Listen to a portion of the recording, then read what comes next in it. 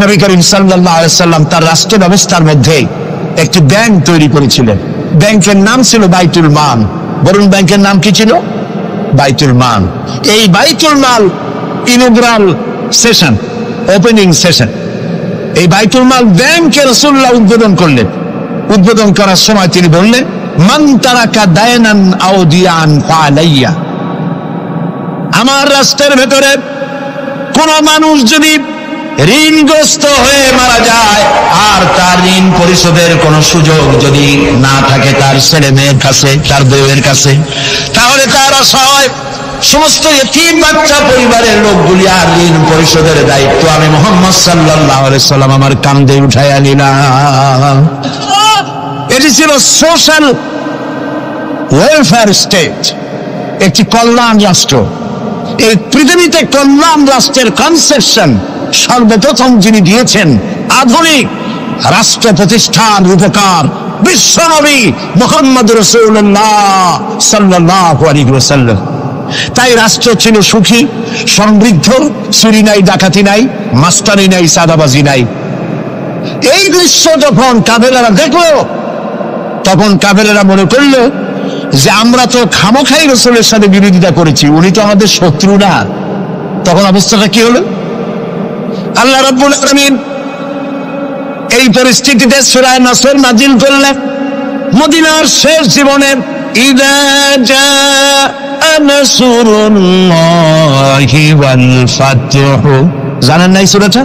পড়েন, ইযা জাআ নাসরুল্লাহি ওয়াল ফাতহু ورأيت الناس يدخلون في دين الله أفواجا فسبح بحمد ربك واستغفر إنه كان توابا ইদা জা নাসরুল্লাহিল ফাতহ, আল্লাহর পক্ষ থেকে যখন মদদ আসবে, বিজয় আসবে, তখন দেখতে পাবে দলে দলে লোক ইসলামে প্রবেশ করতেছে। সুবহানাল্লাহ। মদিনার জীবনের শেষ দিকে আর ভূখণ্ডে একটা কাফেরও ছিল না, সবাই বলেছে লা ইলাহা ইল্লাল্লাহু মুহাম্মাদুর রাসূলুল্লাহ। সুবহানাল্লাহ। প্রিয় ভাই সব, এই ছিল ইসলামী রাষ্ট্রের রূপরেখা। রাসূলুল্লাহ বলেছেন, আমি তো চলে যাব, চিরকাল থাকবেন। তারাকতু ফীকুম আমরাইন লান তাদিল্লু মা তামাসসাকতুম বিহিমা কিতাবুল্লাহ ওয়া সুন্নাতু রাসূল। আমি চলে যাব, দুটো জিনিস তোমাদের জন্য রেখে গেলাম। বলেন কয়টা জিনিস? একটা হলো আল্লাহর কিতাব, আর একটা কি? সুন্নাতে রাসূল। এই দুইটা জিনিস রেখে গেলাম। মারিন দাঁত দিয়ে কামড়ে ধরো, তাহলে পৃথিবীতে তোমরা বিচ্ছিন্ন হবে না, ধ্বংস হবে না। সুবহানাল্লাহ। প্রিয় ভাই সব, নবী করিম সাল্লাল্লাহু আলাইহি ওয়াসাল্লাম দুটি জিনিস রেখে গেলেন। কয়টা রাখলেন বলেন? দুইটা। ট্রেন চলে কয়টা লাইন দিয়া? বলেন, দুইটা লাইন। দুইটা লাইনের উপরে ট্রেন চলে। ট্রেন কি? কতগুলি কম্পার্টমেন্ট, এর মধ্যে মানুষ বসে, মাল সামান নিয়ে মানুষ বসলো। চাকার দূরত্ব আর লাইনের দূরত্ব যদি সমান থাকে, তাহলে কমলাপুর থেকে ছাড়বে, শ্রীরাম চলে যাবেন আরামসে, সেফ বুঝে ঘুমাইতে ঘুমাইতে, ঠিক কিনা? বুঝলেন কথা? কিন্তু মাঝখানে যদি চাকাগুলো একটু সেরায় যায়, ফাঁক বেশি হয়ে যায়, অথবা লাইন যদি একটু দেখা হয়ে যায়, তাহলে ট্রেন কি চলবে? কি হবে? অ্যাক্সিডেন্ট হলে যাত্রীরা কি হবে? মারা যাবে, মালপত্র সব শেষ হয়ে যাবে, ঠিক না? সুতরাং এটা যেমন বুঝলেন, আমরা আজ ছিলাম বেহেশতে, আসলাম দুনিয়া। আল্লাহ রাব্বুল আলামিন এই দুনিয়াবাসীদেরকে জান্নাতে নিতে চান। সুবহানাল্লাহ বলেন। এই জন্য দুইটা লাইন করে দিয়েছেন। দুইটা লাইন রাসূলুল্লাহ পেতে দিয়ে গেলেন। একটার নাম হলো কোরআন, আর একটার নাম হাদিস। আর আপনার আমার দেহ, এই দেহগুলিকে ধরেন কম্পার্টমেন্ট, বগি, ট্রেনের বগি। এই বগি, এই ট্রেন, এই দেহ নামক বগিকে চালাবার জন্য কতগুলি চাকা দরকার। সেই চাকা হলো অর্থনীতির চাকা, রাজনীতির চাকা, সমাজনীতির চাকা, স্বরাষ্ট্রনীতির চাকা, পররাষ্ট্রনীতির চাকা। এই সব চাকাগুলি কোরআন হাদিস নামক দুইটা লাইনের উপরে যদি ছেড়ে দেন, কোরআন হাদিস অনুযায়ী যদি চালান, দেহ নামক গাড়ি দুনিয়া থেকে ছাড়বে, লাস্ট ডেস্টিনেশন আল্লাহর জান্নাতে চলে যাবে। আর যদি দেহ নামক এই গাড়িকে চালাতে গিয়া রাজনৈতিক চাকা যদি দৌড় দেয় ইংল্যান্ডের দিকে, সংস্কৃতির চাকা যদি দৌড় দেয় ভারতের দিকে, গণতন্ত্রের চাকা যদি দৌড় দেয় আমেরিকার দিকে, তাহলে দেহ নামক গাড়ির কি হবে? অ্যাক্সিডেন্ট অবধারিত। কথাটা কি বোঝা কঠিন না সহজ? সুতরাং আসুন কোরআনের, আল্লাহ রসুলের বলা ওই কোরআন আর ওই হাদিস, এই দুইটা নিয়ে আমাদের জীবনকে পরিচালিত করতে চেষ্টা করি, এবং এই চেষ্টা ফলবতী হতে পারে পার্লামেন্টে। 1000 বছর ওয়াজ করে যা করতে না পারবেন, পার্লামেন্টে যদি কোরআনের পক্ষের লোকেরা মেজরিটি হয়, তাহলে 1000 বছর ওয়াজের তুলনায় একটা বিল পাস করলে অতি তাড়াতাড়ি তা হয়ে যায়। এই জন্য জনগণকে সেভাবে তৈরি হতে হবে, প্রস্তুতি নিতে হবে এবং বুঝতে হবে কোরআনের আইন ছাড়া সন্ত্রাস দুর্নীতি নির্মূল হবে না, হবে না, হবে না। সূরা আলে ইমরানের মধ্যে পড়েন, হযরতে জাকারিয়া আলাইহিস সালাম আল্লাহর কাছে সন্তান চেয়েছেন। বার্ধক্যের একবারে চরম প্রান্তে গিয়ে আল্লাহ তাআলা দোয়া কবুল করলেন। হযরতে জিবরাইল নাজিল হয়ে গেলেন আর বললেন, আল্লাহ আপনাকে সুসংবাদ দান করেছেন, আল্লাহ আপনাকে একটি সন্তান দিবেন, পুত্র সন্তান। হওয়ার সাথে সাথে নাম রাখবেন ইয়াহইয়া। সন্তান হবে, পুত্র সন্তান, নাম রেখে দিয়েছেন কে? আল্লাহ।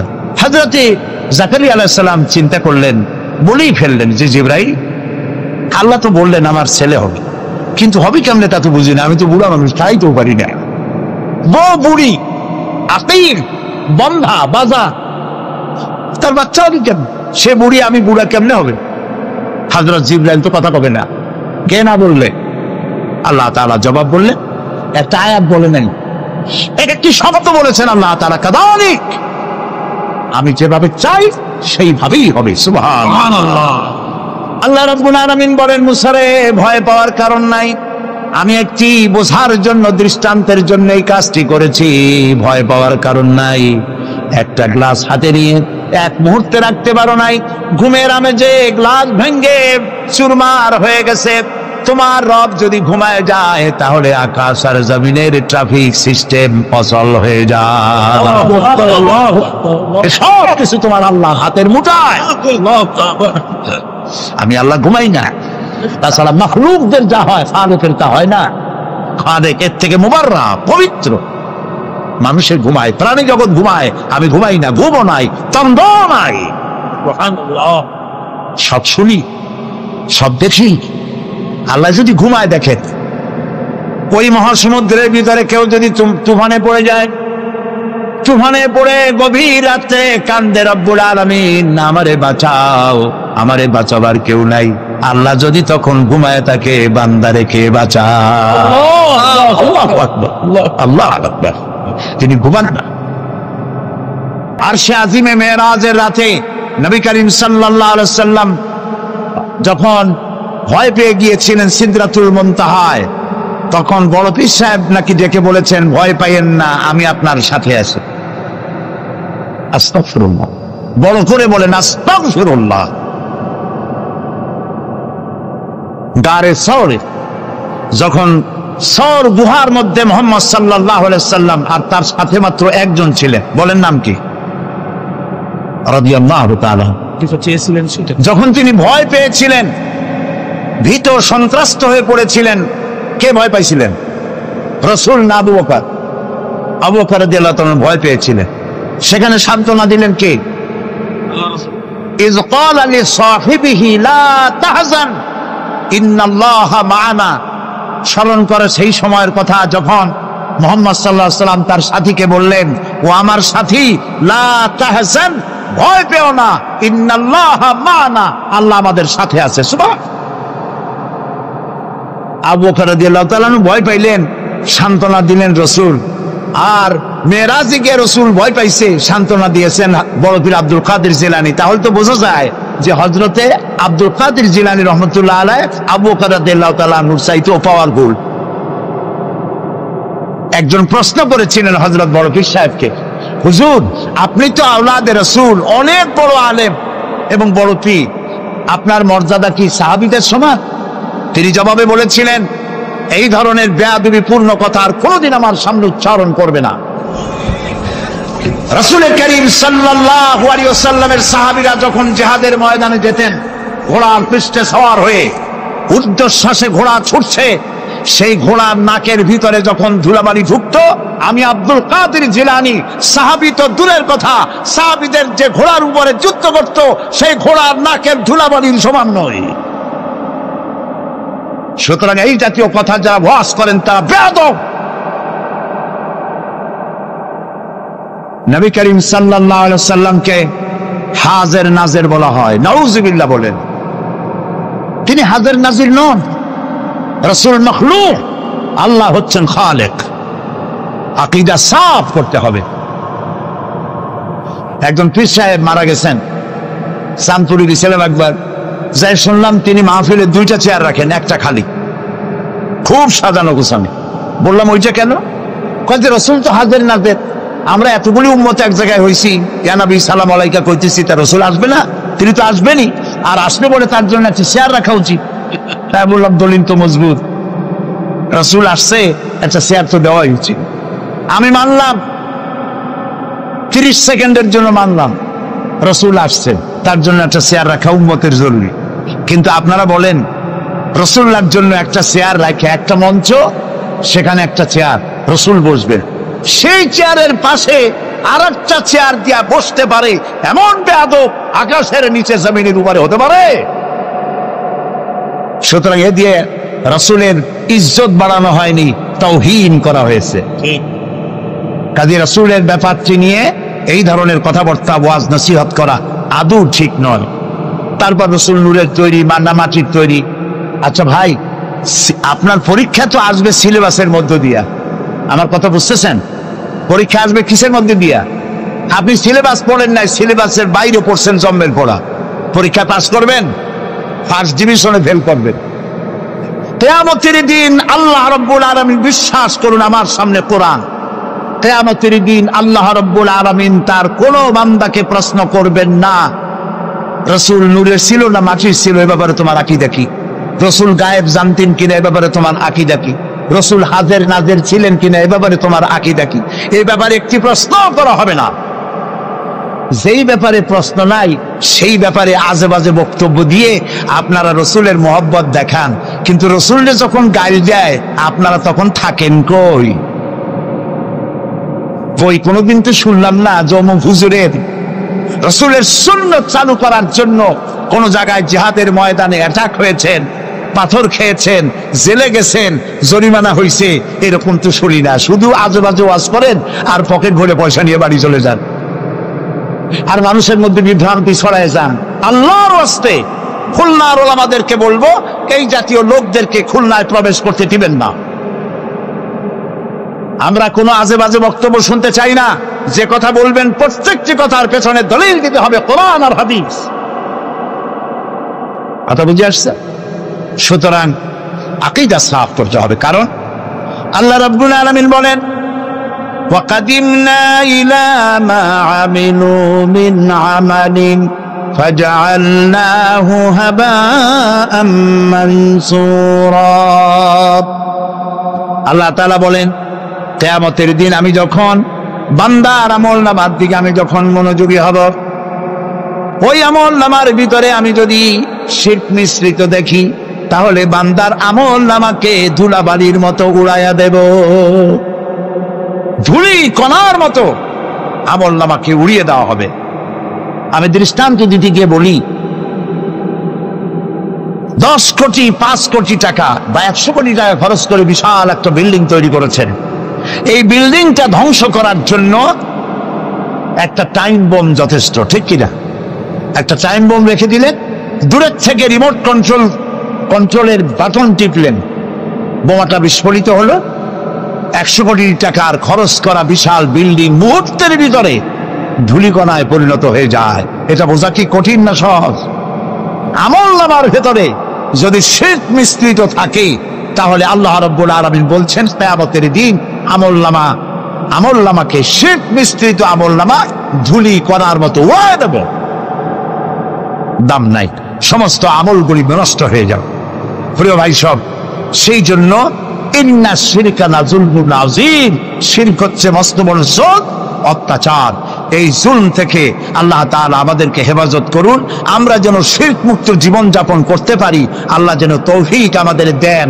আমরা বলি আমিন, সবাই বলেন আমিন। শিরক হচ্ছে অংশীদার, অংশীদারিত্ব, বলা যায় পার্টনারশিপ। এই পার্টনারশিপ বিজনেস দিয়ে আমি জিনিসটাকে অনেক সময় বুঝাইতে চেষ্টা করি।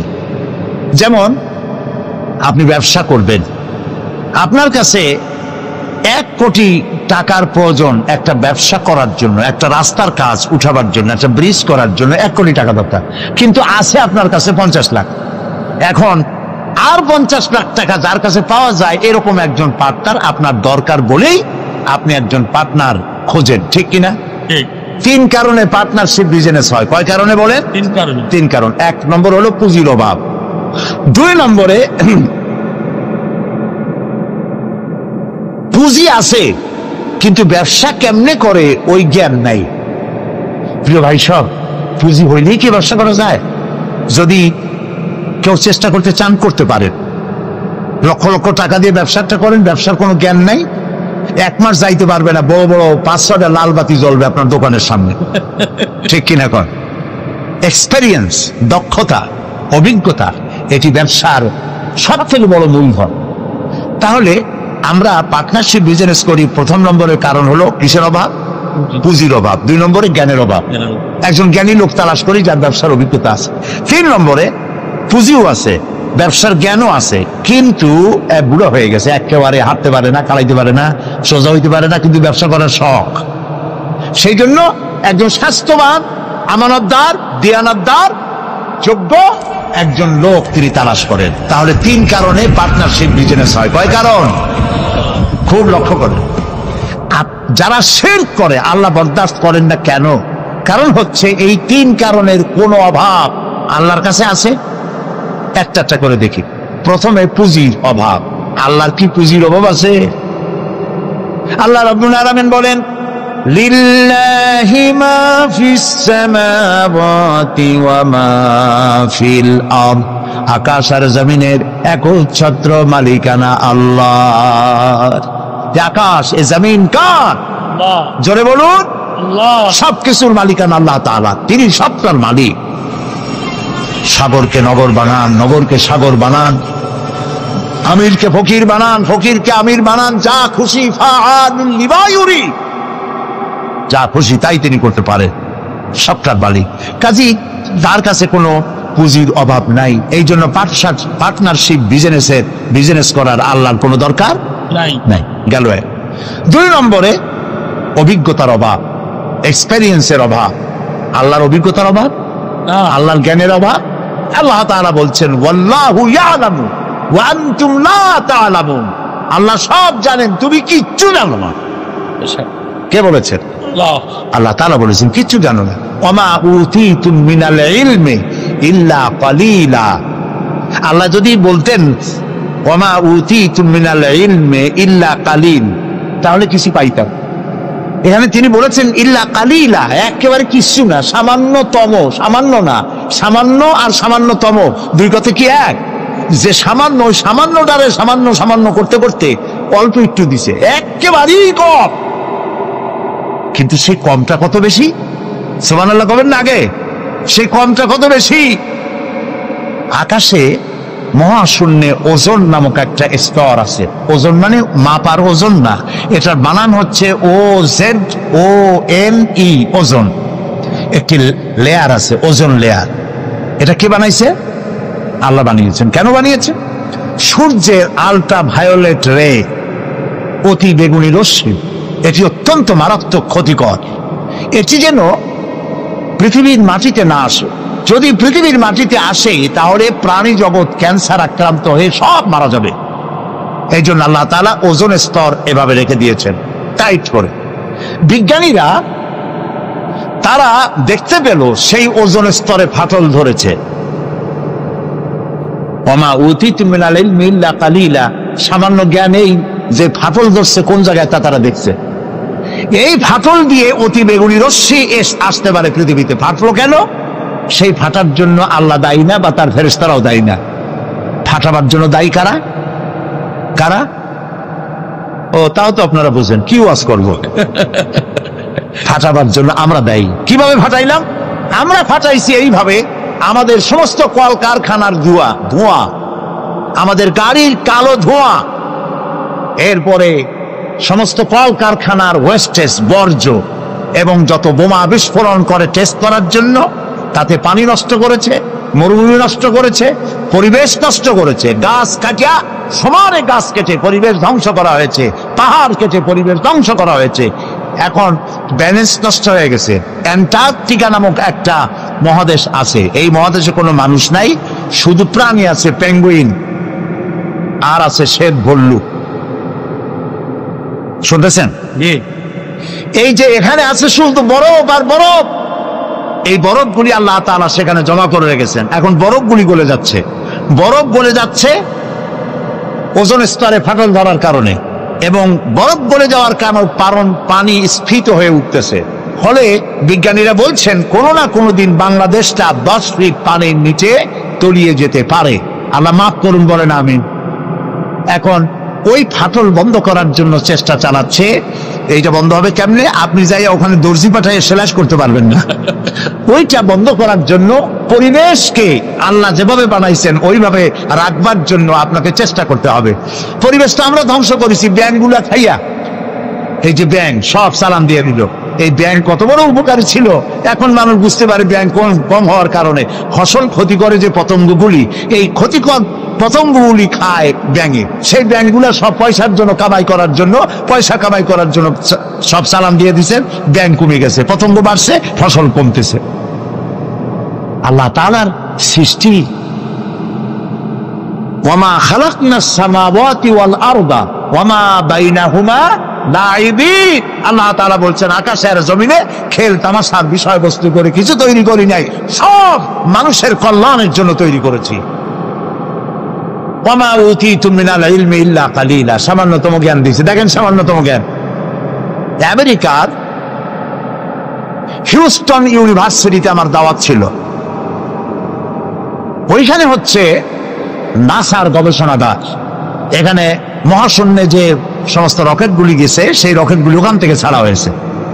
আমি সেই রকেটে চড়েছি, যে রকেট সর্বপ্রথম নীল আর্মস্ট্রং, মাইকেল কলিন্স এরা যে রকেটে চাঁদে গিয়েছিল, সেই রকেটের মধ্যে আমি চড়েছি, দেখেছি। 5 ঘন্টা, অনেক সময় লাগে দেখতে, কিন্তু আমি 5 ঘন্টা ছিল সময় হাতে, এই সময় নিয়ে দেখেছি।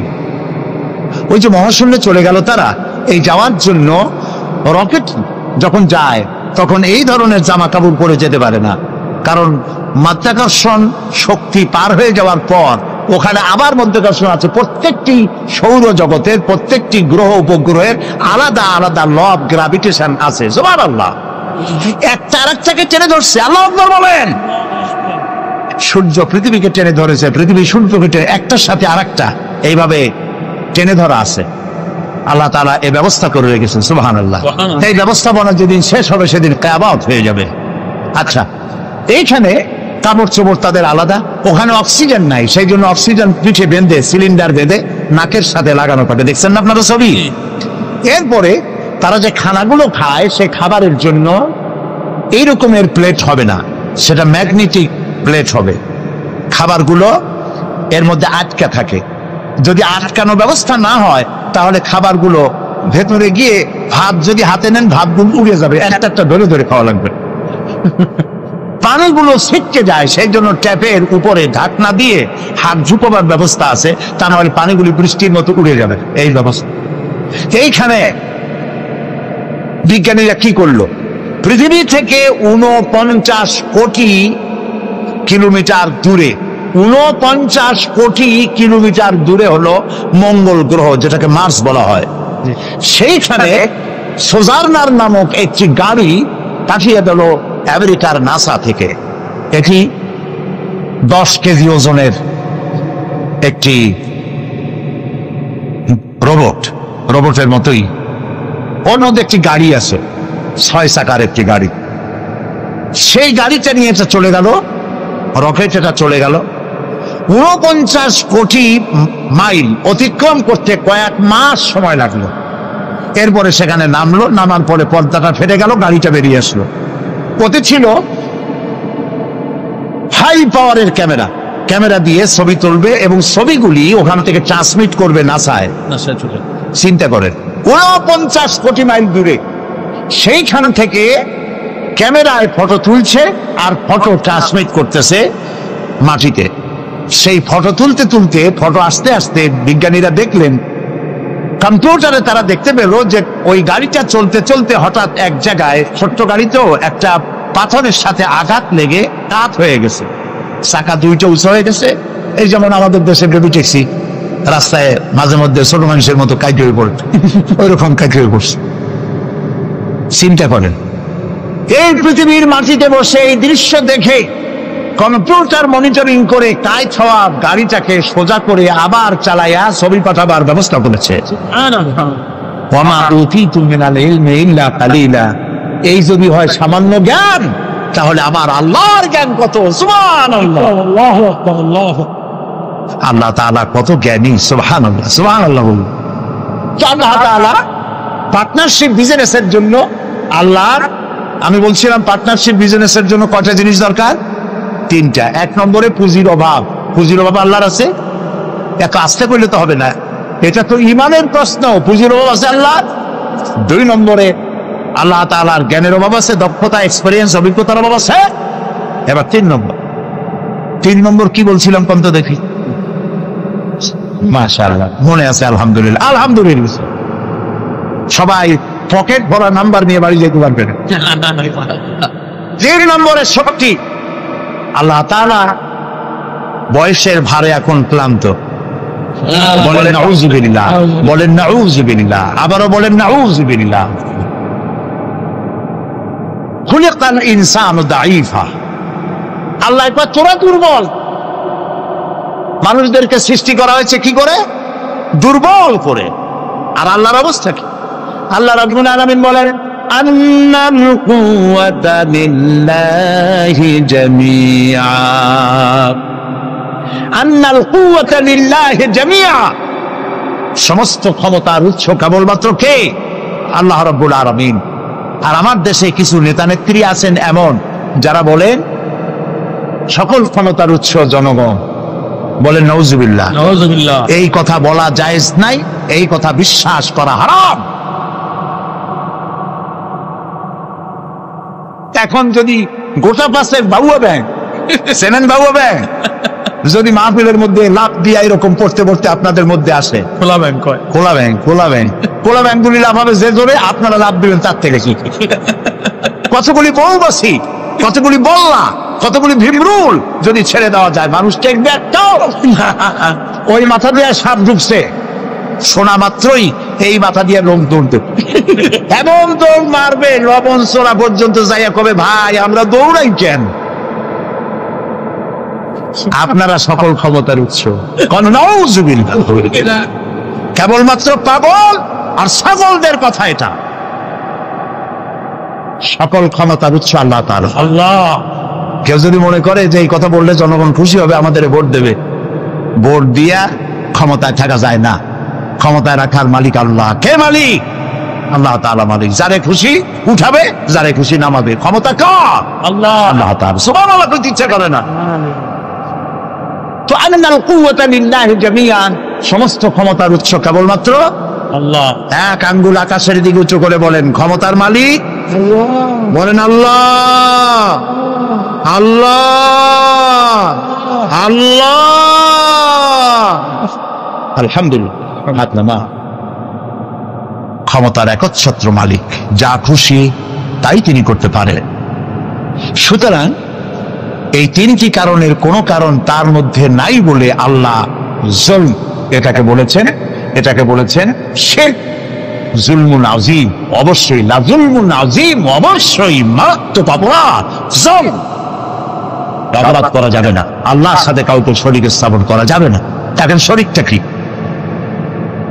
আল্লাহ তাআলা তিনি এমন সত্তা, তার সত্তা সম্পর্কে জানাতে হবে। তিনি কোথায়? আল্লাহ তুমি কই? সকলে কয়, অনেকে বলে যে তিনি সব জায়গায়। বলে না ভাই, আল্লাহ কই? কয় সব জায়গায়। এ কথা কি ঠিক? না, এটা ঠিক না।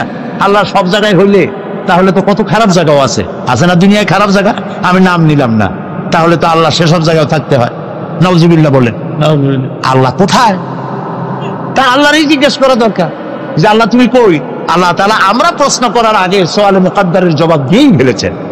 আল্লাহ রাব্বুল আলামিন বলেছেন, আর রাহমানু আলাল আরশি ইসতাওয়া। আল্লাহ তাআলা আছেন আরশে আজিমে। কোথায় আছে বলেন? আরশে আজিম। আরশে আজিমে আছে। লা তাখুযুহু সিনাতু ওয়ালা নাওম। ঘুমও নাই, তন্দ্রাও নাই। আল্লাহ কয় 6 দিনে আকাশ আর জমিন বানাইছি, আমি ক্লান্ত হই নাই। সুবহানাল্লাহ, সুবহানাল্লাহ। তার ক্লান্তি নাই, তার তন্দ্রা নাই। মুসা আলাইহিস সালাম বলেছেন, আল্লাহ তুমি নাকি ঘুমাও না। আল্লাহ কয় বিশ্বাস করো না? কয় আল্লাহ বিশ্বাস করি, তো বুঝি না। না ঘুমায় পারে কেমনে? বুঝি না। ইব্রাহিম আলাইহিস সালাম এরকম বলেছিলেন, রাব্বি আরিনি কাইফা তুহিয়াল মাউতা। আল্লাহ তাআলা মরারে জিন্দা বানাও কেমনে? আল্লাহ কয় আওয়ালাম তুমিন, বিশ্বাস করো না? কয় বিশ্বাস করি। বিশ্বাস না করি পারা যায়? নবী মানুষ বিশ্বাস করি, তবে কিনা কানে শোনা কথা আর চোখে দেখা একটু তো ব্যতিক্রম হয়। যদি তুমি আমারে দেখাও, ওয়ালাকিন লিয়াতমাইন্না কালবি, তাহলে আমার কলিজাটা ঠান্ডা হয়ে যায়। আল্লাহ কয় যখন তুমি বিশ্বাস করো তখন বুঝাইতে আর কোনো অসুবিধা নেই। আল্লাহ বুঝাইছে না? কেমনে বুঝাইছে সেটা আলাদা ওয়াজ, সেটা এখানে করবো না। মুসা আলাইহিস সালাম বললেন, আল্লাহ তাআলা তুমি নাকি ঘুমাও না। আল্লাহ কয় যে সত্যিই তো তাই, ঘুমাই না। তুই বিশ্বাস করো না? কয় করি, বুঝি না। আল্লাহ কয় বিশ্বাস করছো, বুঝাই দেই। 1 গ্লাস পানি আনো। 1 গ্লাস পানি আনা হলো, দাঁড়া যাবো। আল্লাহ মুসারে করলেন পানি নিয়ে দাঁড়াও, আর ঘুমের করলেন মুসারে ধর। মুসা আলাইহিস সালামের ঘুমে ধরলো, হাত সেকিল হয়ে 1 গ্লাস পড়ে ভেঙে গেল। মুসা আলাইহিস সালাম ভয় পেয়ে গেলেন। আল্লাহ রাব্বুল আলামিন বলেন, মুসারে ভয় পাওয়ার কারণ নাই, আমি একটি বোঝার জন্য, দৃষ্টান্তের জন্য এই কাজটি করেছি। ভয় পাওয়ার কারণ নাই। একটা গ্লাস হাতে নিয়ে 1 মুহূর্তে রাখতে পারো নাই। ঘুমের আমেজে গ্লাস ভেঙে চুরমার হয়ে গেছে। তোমার রব যদি ঘুমায় যায় তাহলে আকাশ আর জমিনের ট্রাফিক সিস্টেম অচল হয়ে যায়। সব কিছু তোমার আল্লাহ হাতের মুঠায়। আমি আল্লাহ ঘুমাই না। তাছাড়া মাখলুকদের যা হয়, খালেকের তা হয় না। খালেক এর থেকে মুবাররা, পবিত্র। মানুষের ঘুমায়, প্রাণী জগৎ ঘুমায়, আমি ঘুমাই না। ঘুমও নাই, তন্দ্রা নাই। সব শুনি, সব দেখি। আল্লাহ যদি ঘুমায় দেখেন, ওই মহাসমুদ্রের ভিতরে কেউ যদি তুফানে পড়ে যায়, তুফানে পড়ে গভীর রাতে কান্দে রব্বুল আলামিন, আমারে বাঁচাও, আমারে বাঁচাবার কেউ নাই। আল্লাহ যদি তখন ঘুমায় তাকে, বান্দারে কে বাঁচাও? আল্লাহু আকবার, আল্লাহু আকবার। তিনি ঘুমান না। তার শোনার মধ্যে কোনো সীমাবদ্ধতা নাই। আমার শোনার মধ্যে সীমাবদ্ধতা আছে। ওই মাহফিলের ওই কোণা থেকে কেউ আওয়াজ দিলে আওয়াজ এখানে আসবে না, ঠিক না? খুব জোরে চিল্লানি না দিলে এখানে আসবে না। তাহলে আমাদের শোনার মধ্যেও সীমাবদ্ধতা আছে। আল্লাহর এরকম আছে না? মহাসমুদ্রের অতল তলদেশে শৈবালের গায়ে লাগানো ছোট্ট একটি পোকা, যা মাইক্রোস্কোপ যন্ত্র ছাড়া দেখা যায় না, এমন ছোট্ট একটি পোকা যদি ক্ষুধার জ্বালায় চিৎকার মারে, নদীর ভিতরে কেউ শোনে না, জমিনে কেউ শোনে না, অন্তরিক্ষে কেউ শোনে না। আল্লাহ রাব্বুল আলামিন বলেন, ওই পোকার আওয়াজও আমি শুনতে পাই। সামিউন বাসীর, দেখতে পাই আর শুনতে পাই। সুবহানাল্লাহ। ওই আল্লাহর সাথে আপনি শিরক করবেন কেন? অর্থাৎ যা কিছু আল্লাহর কাছে পাওয়া যায় গায়ব থেকে, আবার কথাটা খুব বিষয়টা কঠিন, সেজন্য একটুখানি মন দিয়ে শুনতে হবে। যা কিছু, যেসব সাহায্য অদৃশ্য থেকে পাওয়া যায়, ওইগুলি আপনি অন্য কারো কাছে চাইতে পারবেন না। কিন্তু যা কিছু মানুষের কাছে পাওয়া যায় তা চাইতে পারবেন। আপনার ঘরে পেঁয়াজ নাই, মেহমান আসছে, ঘরে চিনি নাই, চা খাওয়া লাগবে। সেই জন্য আপনার বউ অথবা আপনার ছেলে মেয়ে যদি পাশের বাড়িতে পাঠান যে পাশের বাড়ি থেকে 1 কাপ চিনি নিয়ে আসো, আবার কিনে আমি তোমার ফেরত দেবো, এরকম করি না আমরা? আমার পরে মাঝে মধ্যে জায়েজ। বাড়ি বানাবো, আমার টাকায় কুলাচ্ছে না, 2 লাখ টাকা 5 লাখ টাকা ধার করা লাগবে, আপনি চাইতে পারবেন? জায়েজ আছে, নিশ্চয়ই জায়েজ আছে, 1000 বার জায়েজ আছে। জায়েজ নাই কোনটা? ওইটা জায়েজ নাই যেটা মানুষ দিতে পারে। দিতে পারে কি? আল্লাহ তাআলা। সেইটা মানুষের কাছে চাইতে পারবে না। সে যেমন বিবাহ হয়েছে 8-10 বছর, বাচ্চা হয় না, এই বাচ্চা আপনি কোন পীর সাহেবের কাছে চাইতে পারবেন না। এটা কোনো মাজারে গিয়ে চাইতে পারবেন না। এটা কোনো জিন্দা পীর অথবা কোনো মৃত্যু পীরের কাছে চাইতে পারবেন না। এবং এই উদ্দেশ্যে আপনি কোনো মানতও করতে পারবেন না কোনো পীরের নামে, কোনো মাজারের নামে। কথা কি বুঝে আসতেছে ভাই? কথা বুঝে আসতেছে? আল্লাহ রাব্বুল আলামিন বলেন, আমি কাউকে কন্যা দেই, কাউকে ছেড়ে দেই, কাউকে কন্যা দেই, কাউকে পুত্র দেই, কাউকে কন্যাও দেই, পুত্রও দেই, কাউকে কিছুই দেই না। সুবহানাল্লাহ। আল্লামা ইবনে কাসির এই আয়াতের ব্যাখ্যায় লিখেছেন, এই যে আল্লাহ তাআলা বললেন কাউকে কন্যা সন্তান দেই, কাউকে পুত্র সন্তান দেই, লক্ষ্য করুন এই আয়াতের ব্যাখ্যায় আল্লামা ইবনে কাসির রাহমাতুল্লাহ আলাইহি লিখেছেন, যেই দম্পতির প্রথম হয় কন্যা সন্তান তারা বরকতপূর্ণ, আল্লাহর রহমত তাদের উপরে। কারণ আল্লাহ পুত্র দিয়ে শুরু করেন না, আল্লাহ শুরুই করেছেন কন্যা দিয়া। সুবহানাল্লাহ। আল্লাহ তো কথা বলেন নাই যে আমি কাউকে পুত্র দেই, কাউকে কন্যা দেই। আল্লাহ শুরু করছেন কি দিয়া? কন্যা দিয়ে। এই জন্য যার কন্যা হয় আগে সে ভাগ্যবতী। কিন্তু আমাদের কপাল খারাপ পুরুষগুলা, আশা করে ছেলে হবে, ছেলে হবে, যেই হলো মেয়ে মুখ কালো হয়ে যায়, শ্বশুর হয়ে যায়। নাউজুবিল্লাহ বলেন। প্রিয় ভাই সব, সন্তান চাইতে হবে কার কাছে? আল্লাহর কাছে। মানুষের কি খারাপ আকীদা, বলে কি আল্লাহর ধন খাজারে দিয়া আল্লাহ গেছে খালি হইয়া, কেউ ফেরে না খালি হাতে। আমি জানি, কিন্তু আমি টেস্ট করলাম। এই গান গাওয়া জায়েজ নাই, বিশ্বাস করাও কত বড় মারাত্মক কথা। আপনার কি চিন্তা করছেন? আল্লাহর ধন খাজারে দিয়া আল্লাহ গেছে খালি হইয়া, তাহলে আল্লাহর অবস্থা এখন তো খুবই করুণ। কিছু দরকার হলে খাজার কাছে দরখাস্ত করা ছাড়া জোরে কর নাউজুবিল্লাহ, নাউজুবিল্লাহ, কি মারাত্মক। আপনি যাচ্ছেন পীরের কাছে, খাজার কাছে বাচ্চা চাইতে, পীরেরা খাজারা বড় না নবীরা বড়? তাও তো আসতে কইলেন, নবীরা বড়। আসতে বলছেন এই কারণে বইপত্রে প্রায় লাগে 3 পয়গম্বর, মনে হয় পীর আগে পয়গম্বর পরে। এটা কি ভুল কথা? পৃথিবীর সব পীর, সব আলেম যদি এক জায়গায় হয়, একজন নবীর জুতার সমান হবে না। প্রিয় ভাই সব, সেই নবীর সন্তান নাই, নবী কানছে কার কাছে? আল্লাহ। সূরা আলে ইমরানের মধ্যে পড়েন, হযরত জাকারিয়া আলাইহিস সালাম আল্লাহর কাছে সন্তান চেয়েছেন, বার্ধক্যের একবারে চরম প্রান্তে গিয়ে আল্লাহ তাআলা দোয়া কবুল করলেন। হযরত জিবরাইল নাজিল হয়ে গেলেন আর বললেন, আল্লাহ আপনাকে সুসংবাদ দান করেছেন, আল্লাহ আপনাকে একটি সন্তান দিবেন, পুত্র সন্তান। হওয়ার সাথে সাথে নাম রাখবেন ইয়াহইয়া। সন্তান হবে, পুত্র সন্তান, নাম রেখে দিয়েছেন কে? আল্লাহ। হযরত জাকারিয়া আলাইহিস সালাম চিন্তা করলেন, বলেই ফেললেন যে জিবরাইল, আল্লাহ তো বললেন আমার ছেলে হবে, কিন্তু হবে কেমনে তা তো বুঝি না, আমি তো বুড়া মানুষ, খাইতেও পারি না। বউ বুড়ি, আকির, বন্ধা, বাজা, তার বাচ্চা হবে কেমন? সে বুড়ি, আমি বুড়া, কেমনে হবে? হযরত জিবরাইল তো কথা কবে না, কে না বললে? আল্লাহ তাআলা জবাব বললেন, একটা আয়াত বলে নেন, একটি শব্দ বলেছেন আল্লাহ তাআলা, কাদালিক, আমি যেভাবে চাই সেইভাবেই হবে। সুবহানাল্লাহ। আল্লাহ চাইনি কি না হয়। এই বুড়া বয়সে আল্লাহ ছেড়ে দিলেন কে? জাকারিয়া আলাইহিস সালামকে। কে দিয়েছেন? চিল্লায় বলে আল্লাহ। আল্লাহ তাআলা তাকে সন্তান দিয়ে দিয়েছেন। আল্লাহ কিছু, আল্লাহ একটা মানুষ বানাবেন, খালি কতটুকু মাটি হইল হইল, মা বাবু লাগবে না, মাও লাগবে না, পারছেন না বানাইতে? কারে বানাইছেন? এরপরে বাপেরও দরকার নাই, খালি একটা মেয়ে লোক হলেই হলো, পারছেন না বানাইতে?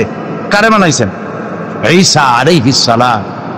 ইন্নাল্লাহা আলা কুল্লি শাইইন কাদির। সমস্ত জিনিসের উপরে ক্ষমতা রাখেন কে? আল্লাহ। আল্লাহ, আল্লাহ। আমার মা বোনেরা যারা এসেছেন, আমার ভাইয়েরা যারা এসেছেন, ওয়াদা করুন মানুষের কাছে, কোন পীর সাহেবের কাছে, কোন হুজুরের কাছে এই মনের বাসনা রাখবেন না যে উনি আপনার আশা পূরণ করতে পারবেন। এই বাসনা রাখবেন না। পারবেন? এই মনটা, মন এরকম তৈরি করতে পারবেন? আল্লাহ যেন তৌফিক দেন, বলেন আমিন। মাজারে টাকা দিচ্ছে লোকেরা, আহারে মানত করে আল্লাহ ছেলে যদি হয় খানজান আলী পীর সাহেবের কুমিরের বাচ্চা হয়ে আসবো না, কি খাওয়াই, মুরগি খাওয়াই আসবে। আহারে, আচ্ছা আপনারা বলেন কুমিরের মর্যাদা বেশি না মানুষের মর্যাদা বেশি? আরে গরিব মানুষের যদি এই দৃশ্য দেখে কান দিয়ে বলবে আল্লাহ মানুষ না হইয়া খানজান আলীর দিকে যদি কুমির হইতাম তাও মুরগি খাইতে পারতাম। আস্তাগফিরুল্লাহ, আমরা বলি আস্তাগফিরুল্লাহ। আহারে কি কপাল পোড়া মুসলমান। বাইজিদ বোস্তামি রহমতুল্লাহ আলাইহির মাজার দেখলাম চট্টগ্রাম। ইতিহাস বলে না যে ওখানে ওনার মাজার আছে, একবার আসছিলেন, এটা আছে কিন্তু মাজার আছে ইতিহাসটা বলে না। ওইখানে বড় একটা পুকুর, ওর মধ্যে আছে কচ্ছপ, বড় বড় কচ্ছপ, শ্বেতনা পড়ে গেছে গাছে। আহারে মুসলমান, মাথা একটু আমার চোখ দিয়ে দেখা, মুসলমান গাছলাই বসা কি বলে ছাগলের কলজিয়া গরুর কলজিয়া কেটে কেটে নিয়ে গেছে কচ্ছপরে খাওয়ায়, আর কচ্ছপের কদমুচি করে, কচ্ছপের পায়ে হাত দিয়ে চুমা খায়। আহারে আশরাফুল মখলুকাত আল্লাহ বানাইলো, ওয়ালাকাদ কাররামনা বানি আদম, আদম সন্তানকে সম্মান দিলাম, সেই সম্মানিত আদম সন্তান তারা গেল কসমের কদমুচি করতে। নাউযুবিল্লাহি মিন যালিক। দেখলাম গাছ, অনেকগুলি গাছ আছে, এই গাছে দূরের থেকে দেখলাম এত ফল। আমি বললাম যে এত ফল হয়েছে গাছে, কি গাছ? কাছে গিয়ে কি ফল? ফল টল না, ইট আর পাথর ঝুলানো। আমি জিজ্ঞেস করলাম যে ইট পাথর কেন, এগুলো কারা ঝুলাইছে? কয় যে ওই যে মেয়ে লোক আসে যাদের বাচ্চা হয় না, ওরা ইট আর পাথর ঝুলাইছে। আমি বললাম এর সিগনিফিকেন্স কি, এর দর্শনটা কি, ঝুলাইলে কি হয়? তা তাদের ধারণা গাছে ইট পাথর ঝুলাই ঝুলে যেমন একটা ভার, ওই রকম পেটের মধ্যে ভার হইতে হইতে বাচ্চা হয়ে যাবে। বলে বলে কোথায় গেছি আমরা, কোথায় চলে গেছি? বলেন নাউযুবিল্লাহ। প্রিয় ভাই সব, এইগুলি শিরক, এই শিরক থেকে বাঁচতে হবে। চাইতে হবে কার কাছে? সবাই বলেন খেতে দেওয়ার মালিককে, পড়তে দেওয়ার মালিককে, হায়াতের মালিককে, মতের মালিককে, হাসাবার মালিককে, কাঁদাবার মালিককে, সব কিছুর মালিককে। আল্লাহ নবী তাই বলেছেন, ওয়াইজা সাআলতা ফাসআলিল্লাহ ওয়াইজা ইসতাআনতা ফাসতাইন বিল্লাহ। কিছু চাইতে হইলে আল্লাহর কাছে, কিছু বলতে হলে আল্লাহরে বলো, কিছু চাইতে হলে আল্লাহর কাছে চাও।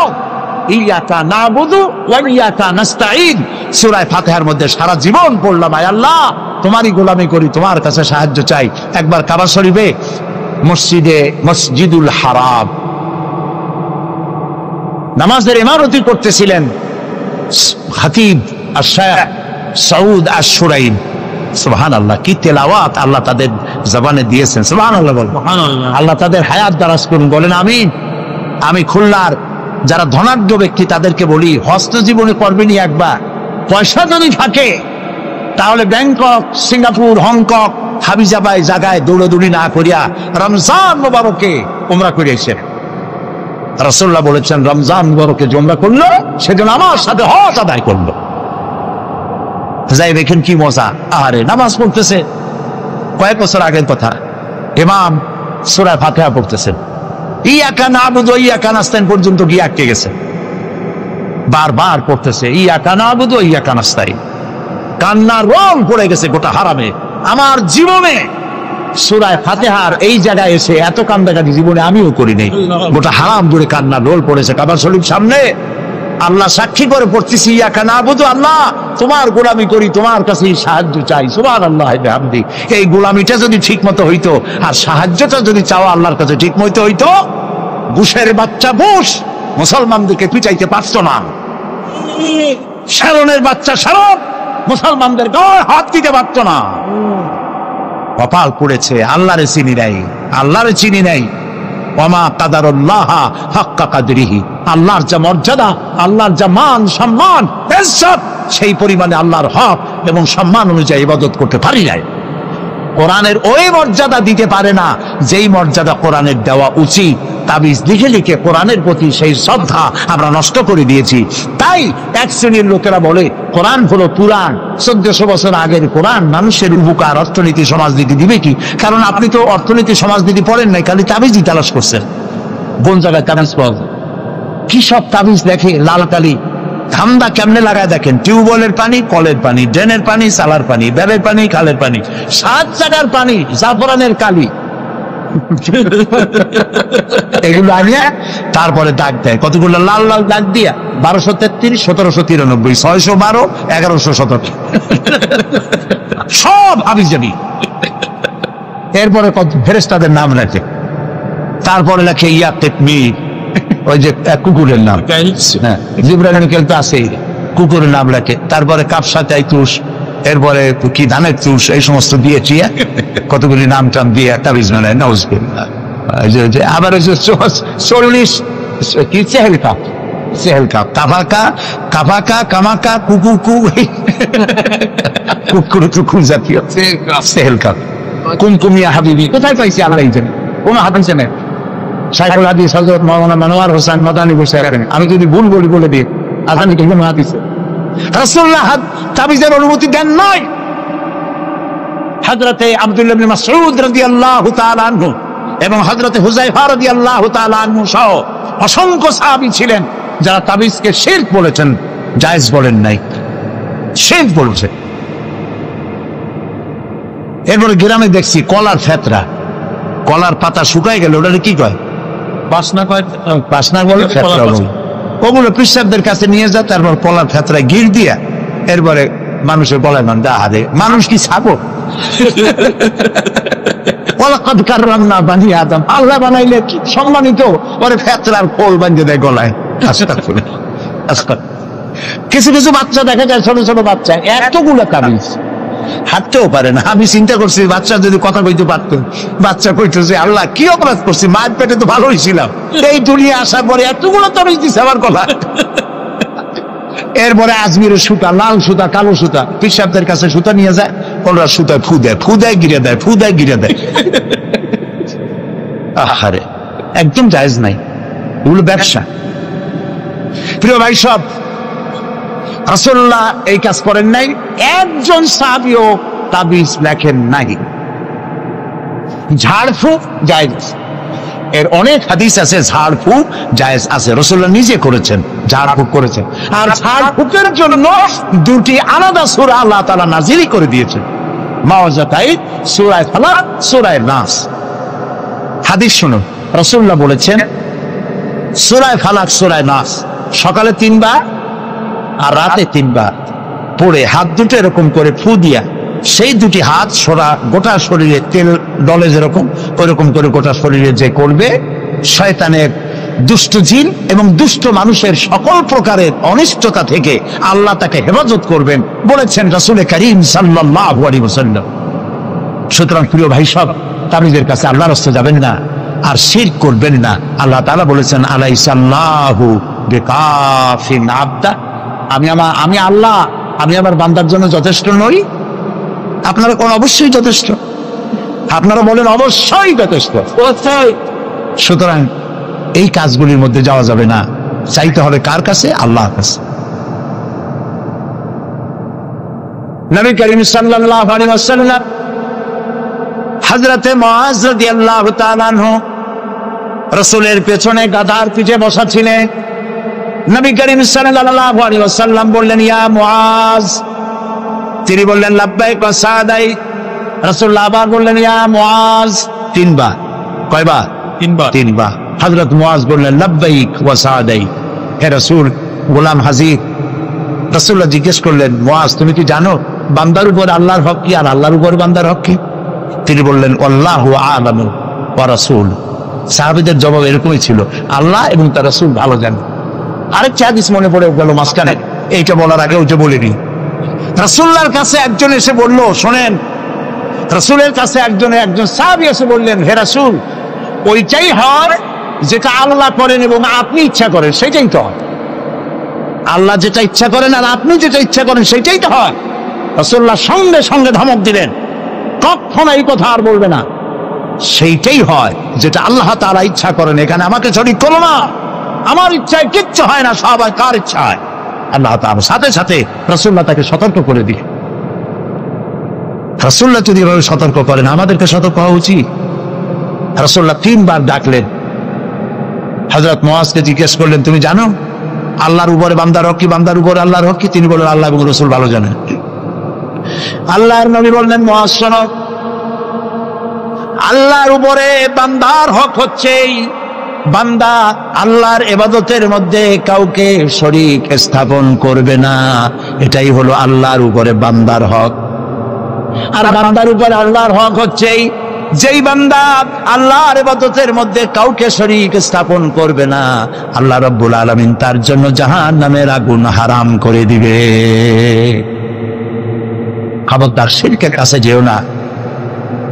আমরা কি আল্লাহর সাথে দেখা করতে চাই? বলেন, দেখা করতে চাই? যারা জবাব দেন নাই তারা কিন্তু বিপদে। আমরা কি আল্লাহর সঙ্গে দেখা করতে চাই?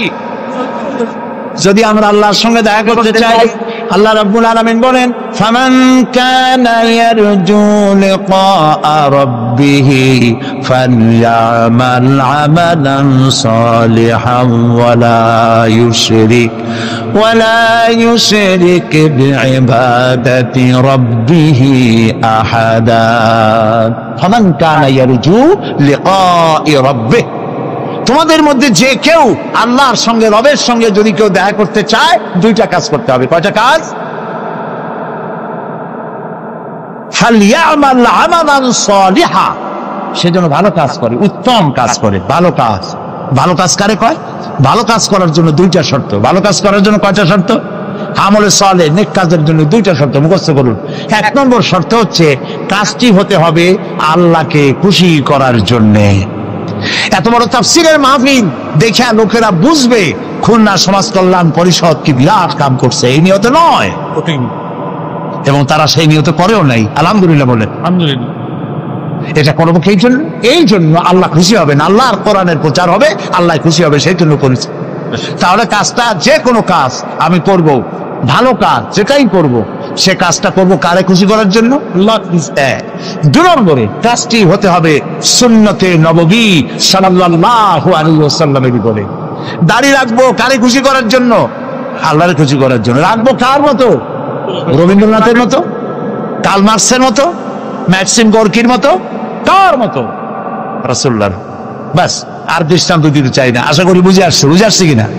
তাহলে আল্লাহ তাআলা বলছেন যে যদি তোমরা তোমার রবের সাথে দেখা করতে চাও, কয়টা কাজ করতে হবে?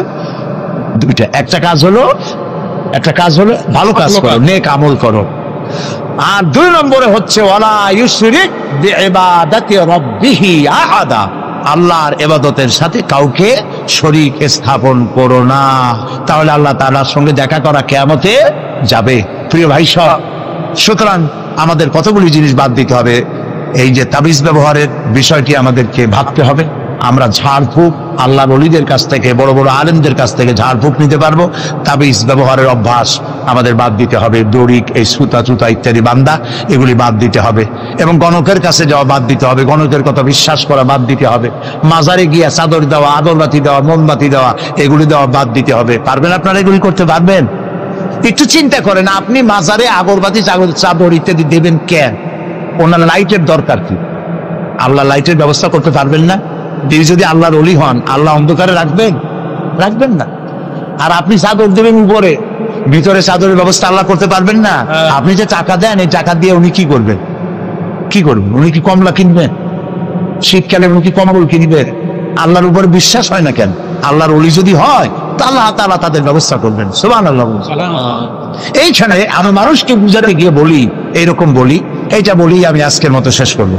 এটা এভাবে বলি যে মাজারে লোকেরা যায় মনের আশা পূরণ করতে, এইটাই বেশিরভাগ। জিয়ারতের চাইতে মনের উদ্দেশ্য বেশি থাকে, নির্বাচনে যেন আমার দল নিয়ে জিততে পারি, এই জন্য আগে একটা মাজারে যাওয়া দরকার।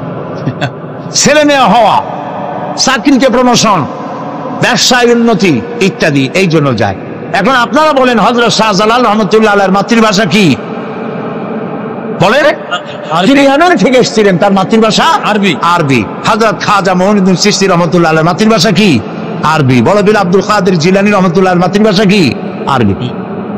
প্রিয় ভাই সব, এবার বুঝেন, এই তিনজন আল্লাহর ওলির নাম নিলাম, আল্লাহর মাহবুব বান্দার নাম নিলাম, ওনারা তিনজন আরবিতে, মাতৃভাষা আরবি। আপনার মাতৃভাষা কি? বাংলা। আপনি গিয়া ওইখানে বাংলায় বললেন, বাবা খাজা বাবা শাহজালাল, খাজা বাবা মুঈনুদ্দিন চিশতি রহমতুল্লাহ আলাইহি, আমার তো ছেলে নাই, ছেলে দাও। আমি তো মামলায় ব্যবসা, জিতাই দাও। আমার তো ব্যবসা হয় না, আমি তো রোগে শেষ হয়ে গেলাম, আমার রোগ ভালো করে দাও। এই যে বললেন, উনি কি বুঝলেন? উনি কি বুঝলেন না। গেল 1 নম্বর। 2 নম্বরে, আপনি যখন বলতেছিলেন তিনি তখন চেতনা না ঘুমে, হয়তো তোমার তিনি ঘুমে ছিলেন, আপনি যে চিল্লাইলেন এত পয়সা খরচ করে গেলেন, উনি যে শুনতেও পাইলেন না, ঘুমিয়ে গেলেন। 3 নম্বর, আপনি যখন চিল্লাইছেন বলেছেন, তখন উনি কবরে না অন্য কোথাও? কবরে যে থাকতেই হবে এর কোনো গ্যারান্টি আছে? মুদ্দার যে আপনি কবরে রাখছেন, শরীর তো পয়সা টসে শেষ, আর আল্লাহ যদি কারো শরীরকে হেফাজত করতে চান ভিন্ন কথা, কিন্তু তার রুহু কোথায় তা তো আপনি জানেন না। তো খামাখা আপনি যে 3টা ফায়ার করলেন, 3টা ফায়ার মিস হয়ে গেল। এই জন্য চাইতে হবে এমন সত্তার কাছে যিনি ঘুমান না। তিনি কে? এমন সত্তার কাছে চাইতে হবে তিনি সব শোনেন। তিনি কে? আল্লাহ তাআলা তো কোরআন শরীফের সূরা কাহফের মধ্যে বলেছেন, কান পাতো, কান পেতে শোনো, একটি শ্বাসের আওয়াজও শুনবে না। সুবহানাল্লাহ বলেন, একটি শ্বাসের আওয়াজও মিলবে না। তো যিনি সব দিতে পারেন, সব শোনেন, তারে থুইয়া ফাইনা তাযহাবুন, কোথায় যান আপনারা? প্রিয় ভাই সব, এই জন্য মাজারে আগরবাতি, চাদর, মোমবাতি, পয়সা করি জিন্দিগিতে দেব না, এই ওয়াদা করতে হবে। পারবেন এই ওয়াদা করতে? কোন সময় দেখা যায় কবরের কাছে যখন গাড়ি যায়, গাড়ি থামায় দেয়, গাড়ি আসতে মনের মধ্যে ভয়, পিসাব যদি ওটা অ্যাক্সিডেন্ট করে দেয়। পিসাব কি এত খারাপ মানুষ নাকি যে মরিও আপনার গাড়ি অ্যাক্সিডেন্ট করে মারবে? এটা একটু কথা হইল। এরপরে পিসাবের মাজার উপর মশারি টানায়, আমি নিজে দেখছি মশারি টানায়, যে একটা মশারি টানাইলো হয়তো তার বাপে মশাই খায়, বাপের একটা মশারি দেয় নেই। তা আপনি পিসাবের মাজারে যে মশারিটা দিলেন, কেন দিলেন? আপনার ধারণা কি যে পিসাব এমন খারাপ ছিলেন যে মশা কবরের মধ্যে গিয়েও কামড়াবে? এ কি আজিব তামাশা! প্রিয় ভাই সব, এইসব আকীদা বাদ দিতে হবে, আকীদা সাফ করতে হবে। ভালো মন্দ করার মালিক কে? খাইরিহি ওয়া শাররিহি মিনাল্লাহ তাআলা। আমার ভালো আমার মন্দ কে করবে? জোরে বলেন না, কে করবে? এই জন্য জীবনে টাকা পয়সা এই ধরনের কোন কবরে আমরা দেব না, আগরবাতি, মোমবাতি, চাদর দেব না। রাজি আছেন? কারা কারা রাজি? 2 হাত উঁচু করে দেখা। আলহামদুলিল্লাহ বলেন। হামাম জোরে বলেন আলহামদুলিল্লাহ। প্রিয় ভাই সব, এই কথাগুলি ব্যাখ্যা দিয়ে এই জন্য বলি, যাতে করে মুসলমানদের ঈমান মজবুত হতে পারে। ঈমান হতে হবে মজবুত, তা না হলে কিয়ামতে জাহান্নামে যেতে হবে। আল্লাহ যেন আমাদের রক্ষা করেন, আমরা বলি আমিন। সবাই বলেন আমিন।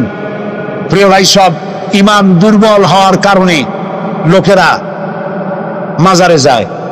ঈমান দুর্বল হওয়ার কারণে লোকেরা জীবিত পীর অথবা মৃত পীরের কাছে যায়। হক্কানি পীরের বিরোধীতে আমরা কোনো কালেও করি নেই, আজও করবো না, ঠিক কিনা বলেন? কিন্তু ভণ্ড দেওয়ানবাগির বিরোধিতা তো করতেই হবে। আর এক ভণ্ড রাজারবাগে তৈরি হয়েছে, তার বিরুদ্ধে কথা বলতে হবে। যারা দেওয়ালে দেওয়ালে ফতোয়া লেখেন, ঘরে ছাই নাই, সমাজের লোকেরা চেনে না, রাস্তায় রাস্তায় ফতোয়া, এটা হারাম সেটা হারাম, হারামের ফতোয়া কোরআন হাদিস দিয়ে দেওয়ালে রাখে, আর মানুষ দাঁড়ায় সেখানে পেশাব করে। ফতোয়ার প্রতি এমন অমর্যাদাকর অবস্থা বাংলাদেশে জীবনেও দেখি নাই, ঠিক কিনা বলেন? এই লোক নিজের বংশ পরিচয় গোপন করে নিজের নামের আগে সাইয়্যেদ শব্দ বসায়ছে, আর রাসূল বলেছেন যে ব্যক্তি তার বংশ পরিচয় গোপন করে তার উপরে আল্লাহর লানত, সে মালাউন, কিয়ামতে জাহান্নামে যাবে। নিজের মুরিদ বানাতে গিয়ে সেই মুরিদের মাথায় টুপি, টুপির উপরে পাগড়ি, পাগড়ির উপর রুমা দিয়া পেঁচাইয়া একটা মুরিদের আলাদা সেকশন চালু করেছে। হাদিস শরীফে এ ধরনের আলাদা কোনো পোশাক তৈরি করা ইসলামের জন্য নিষেধ। প্রিয় ভাই সব, কোরআনের মাহফিল থেকে ঈমানকে মজবুত করে নিতে হবে। ভণ্ড দেওয়ানবাগী, মিথ্যাবাদী এবং ভণ্ড, তার থেকে গোটা জাতিকে বাঁচতে হবে, রক্ষা পেতে হবে। যিনি নিজের বাড়ির নাম দিয়েছে বাবে রহমত, এটি বাবে গজব, কত বড় বাজে কথা! নিজের নামে লেখে মুহাম্মদ ইসলামের পুনর্জীবন দানকারী।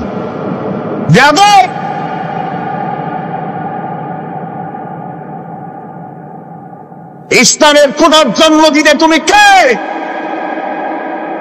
কোন মাদ্রাসায় পড়াশোনা করেছো? প্রিয় ভাই সব, আল্লাহর কোন মুহাম্মদ সাল্লাল্লাহু আলাইহি ওয়াসাল্লামের ইসলাম নাই। মোহাম্মদ ইসলাম পরে কোন ইসলাম তুমি নাই। ইসলাম আল্লাহ, ইসলাম কার? আর মোহাম্মদ সাল্লাল্লাহু আলাইহি সাল্লাম হচ্ছেন এর প্রচারক। তিনি মোহাম্মদ ইসলামের পুনর্জন্ম দিয়েছেন কেমনে? তিনি বলেন, তিনি স্বপ্নে দেখেছেন মোহাম্মদ সাল্লাল্লাহু আলাইহি সাল্লাম বিবস্ত্র অবস্থায় ময়লার উপরে শুয়ে আছে। নাউজুবিল্লাহ। কোন মুসলমানের এর চারা দেখা উচিত নয়, এর কাছে যাওয়া উচিত নয়। প্রিয় ভাই সব, আল্লাহ তাআলা সব ভণ্ডের হাত থেকে মুসলমানদের ঈমান হেফাজত করুন, বলি আমিন, বলি আমিন। প্রিয় ভাই সব, বিভিন্ন জায়গায় মাজারে গিয়ে লোকেরা মদ খায়, গাঁজা খায়। আমরা মাজারগুলিকে, বড় ওলিউল্লাহর মাজারকে আমরা সম্মান করি, ঠিক না? এবং আমরা সব সময় জাতির কাছে স্পষ্ট কথাগুলি বলতে কখনো পিছপা হইনি। হযরতে শাহজালাল রহমাতুল্লাহ আলাইহি আল্লাহর জবরদস্ত ওলি, এবং তিনি সিলেটে এসেছিলেন জিহাদ করতে। সেই জিহাদে আল্লাহ তাকে কামিয়াব করেছেন, সুবহানাল্লাহ বলেন। তার মাজারে লোকেরা যে গাঁজা খায়, সেখানে মেয়ে লোক পুরুষ লোক একসাথে যে কুফরি শিরকি গান করে, আমরা এগুলির বিরুদ্ধে কথা বলি। মাজারে আমরা কিছু চাইতে যাই না, আমরা মাজারে কিছু দিতে চাই। মাজারে কি দেই? আগরবাতি নয়, মোমবাতি নয়, চাদর নয়, একটি পয়সা নয়, মাজারে কিছু সওয়াব দিতে চাই। মাজারে যাব, যদি যেতে হয় কোন মাজারে যেয়ে বসি, তাহলে সূরা ফাতিহা পড়ব, ইখলাস পড়ব, দরুদ শরীফ পড়ব, আর তার রূহের উপরে বকশিশ করে দিব। এটাই নিয়ম। এটা কি? এটাই নিয়ম। কিছু পাওয়ার নিয়ম নিয়ে সেখানে যাবে না। বলা হচ্ছে 700 বছর ধরে এই সমস্ত কাজ হয়ে আছে। আমি বলতে চাই, সরকারের উচিত আল্লাহর ওলিদের যত মাজার আছে বাংলাদেশে, প্রত্যেকটি মাজার নিয়ন্ত্রণের দায়িত্ব সরকারের হাতে নেওয়া উচিত। সরকার পুলিশ দিয়ে পাহারা দেবে। কোন বাদশাহ আলেমদেরকে পয়সা আদায় করার জন্য বসতে দেওয়া হবে না। সেইখানে বসে যে টাকাগুলি আদায় করা হয়, এই টাকাগুলি কোথায় যায়? মাজারের টাকা যায় কোথায়? প্রত্যেক মাজারকে কেন্দ্র করে মুতাল্লিদের মামলা আছে, ভাগাভাগি নিয়ে। এ দিয়ে ব্যবসা করে। আপনার ধর্মীয় অনুমতি দিয়ে টাকা পয়সা নিয়ে তারা এর দ্বারা ব্যবসা করে। কোটি কোটি টাকা গভর্নমেন্টকে ট্যাক্সও দেয় না, ইনকাম ট্যাক্সও দেয় না, ঠিক কিনা? সুতরাং এই ব্যবসা বন্ধ হওয়া উচিত। মাজারে যদি কোনো মাদ্রাসা থাকে, মসজিদ থাকে, দিতে পারেন, ওই মসজিদে দেন, এতিমখানা দেন। বরিশালে একটা মাজার আছে, কি জানি নাম আমি জানি না, বরিশাল মসজিদের পাশেই, কসাই মসজিদের পাশে একটি মাজার আছে। এইখানে বহু টাকা হয়, এই টাকাগুলি দিয়ে তারা এতিমখানা আর মাদ্রাসা চালায়। তো এইভাবে যদি টাকা মসজিদ, মাদ্রাসা, এতিমখানার জন্য যদি হয়, জায়েজ আছে। কিন্তু পীর সাহেবের নামে মানত করা, কোন জীবিত পীর, কোন মৃত্যু পীরের নামে মানত করা হারাম, সুস্পষ্ট হারাম। মানত হবে কেবলমাত্র কার নামে? আল্লাহ নামে। বলেন কার নামে? মাজারকে কেন্দ্র করে কতগুলি গাঁজাখোর, মাথায় জট, গায়ে সালার সব, আর গলায় শিকল, হাতে শিকল, জাহার নামে যাওয়ার আগেই শিকল করছে। জাহার নামে শিকল গলায় করছে। লোকেরা মনে করে ওদের কাছে কিছু আছে, আসলে কিচ্ছু নাই, ফাঁকা, কিচ্ছু নাই, নামাজ পড়ে না। এরকম বড় একটা কি সারিন্দা না নারিন্দা গাড়ির উপরে ছুঁয়ে এরকম ঘষে আর বলে মদিনা যাবে কেমন? আমি শয়তান, তুই যা না, তুই মদিনা যাবি কেমন? মদ খাইয়া, গাঁজা খাইয়া মোষগুলা নাম বানিয়ে ফেলেছে। মাজার, আল্লাহর ওলিদের মাজার বেদাত করার, পূজা করার, গাঁজা খাওয়ার জায়গা নয়। এগুলিকে পুলিশ দিয়ে নিয়ন্ত্রণ করে রাখবে, পবিত্রতা বজায় রাখবে, মানুষেরা জিয়ারত করবে, আল্লাহর কাছে সওয়াব পাবে। কথা বুঝতে পেরেছেন প্রিয় ভাই সব? সেই জন্য তুমিনুনা বিল্লাহ আনতে হবে, এবং আল্লাহর প্রতি ঈমান, সেই ঈমান হলো পরিপূর্ণ ঈমান। আল্লাহ যেন আমাদেরকে তা বোঝার তৌফিক দান করেন। আমি